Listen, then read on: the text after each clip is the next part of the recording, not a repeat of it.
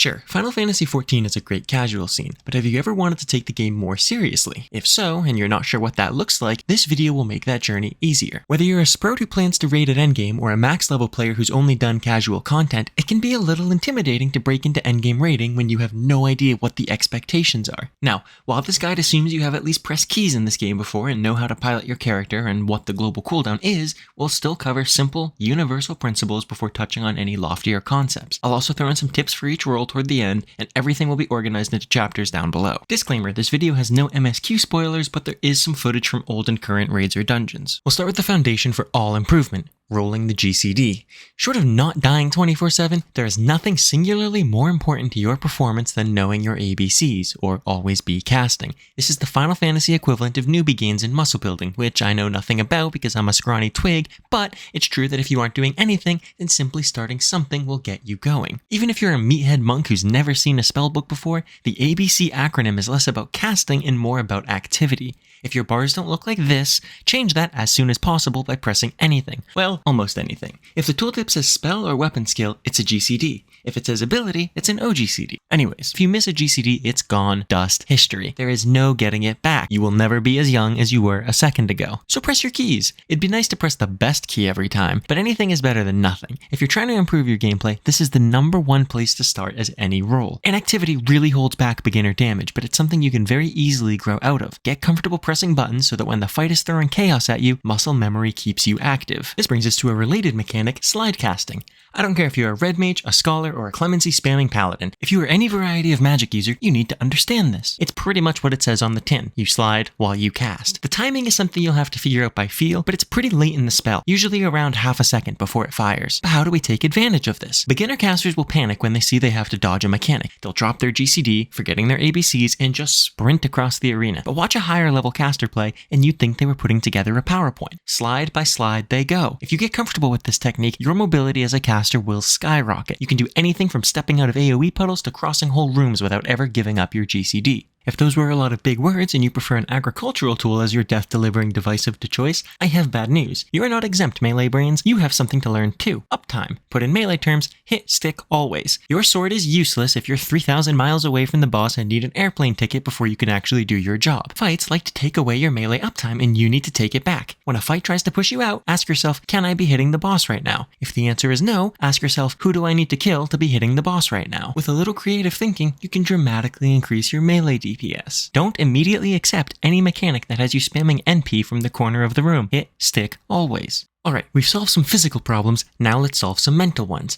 Final Fantasy isn't a game about crazy reactions, it's a game about planning and fitting puzzle pieces together. Many new players think far too passively. I was there once too. Our monkey brains tell us to wait for perfect situations to use key abilities, and if those situations don't loudly announce their arrival, our abilities just collect dust in the neglected chapters of our spellbook. A lifetime of hoarding potions we never use in single-player RPGs has failed to teach us this lesson. Tools exist to be used. That rare item shouldn't be saved for an apocalyptic day that may or may not come. It should be used whenever it's useful. Paladin players in casual dungeons offer us a great example here. Across 2 X-packs of healing, I can count on one hand the number of random paladins I have seen use hallowed ground on trash pulls. Instead, they use hallowed only when their life seemingly depends on it. Issue is, 99.95% of the time, it won't. You have a powerful cooldown that you can fit in twice in most dungeons, yet you haven't used it once. Why? Because you aren't actively engaged with your kit. Powerful spells and abilities become things to fall back on rather than things you look to use. Most cooldowns in this game are short, and much like the GCD, it's horrible to waste them. Instead of asking, will this tool save my life, ask, will this tool make my life easier? In our example here, Hallowed could basically nullify all the healing and mitigation requirements for any given pull. It frees your healer up to maximize their DPS and spaces out your other mit. Now, when it comes to using defensives, typically the more you stack together, the less you get out of it. There are sharp diminishing returns.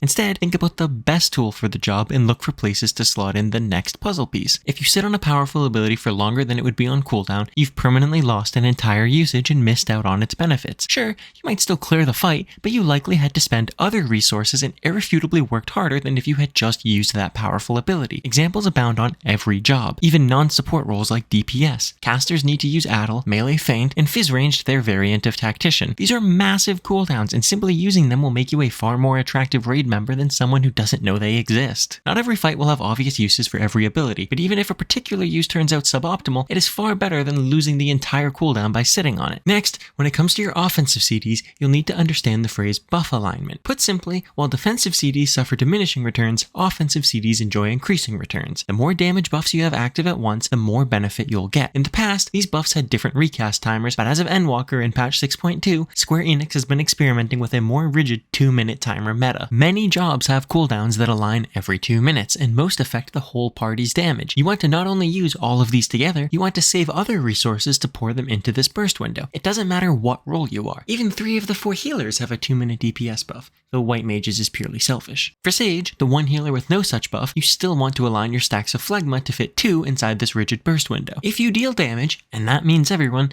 you probably interact with this window in some way, and good alignment will make a dramatic difference in group damage and thus clear time. In fact, DPS checks these days are designed around this level of coordination, so you'll need to get comfortable with these timers.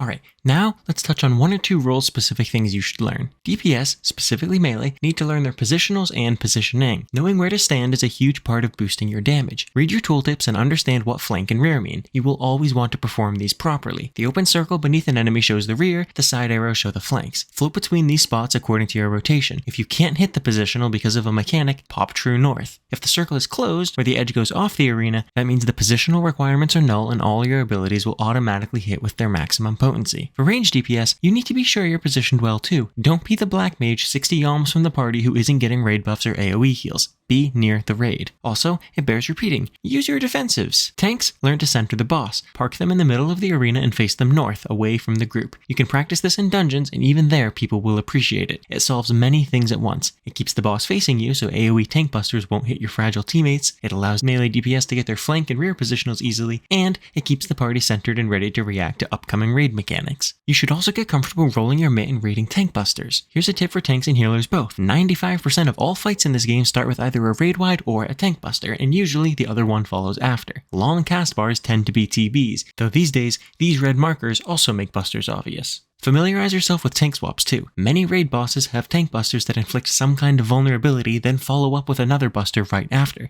If the same tank takes this hit twice, they usually die. Sometimes it's better to have the tank invuln and soak both, but because of how long invuln cooldowns are, usually you'll make a swap. The off-tank provokes the boss, which gives them 1 more point of enmity than the main tank, who in turn shirks to give the new main tank 25% of their enmity. This allows a seamless transfer. Hey, what's that? Oh, a familiar reminder. Use your party defensives. Healers, if you've seen any of my other videos by now, know my stance on healing. You're a green DPS. However, in a raid environment, you will sometimes have to GCD heal. This is fine during prog, but as you learn a fight, look to cut out any GCD healing you can. To do this, you need to really understand all your spells and especially your OGCDs. Get comfortable with these, and you'll need to rely less on these. Also, in 8-man content, you have a co-healer. You guys are teammates. Communicate and share the burden. If you work together and trade cooldowns well, you can map out almost every heal and shield needed in a given fight.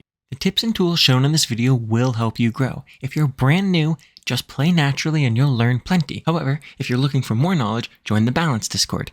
There are amazing guides and discussion boards for every role in the game here. Ask questions and remember to have fun with it. You won't be amazing when you start, but beginning is the hardest part of succeeding. Now go learn and leap into some content.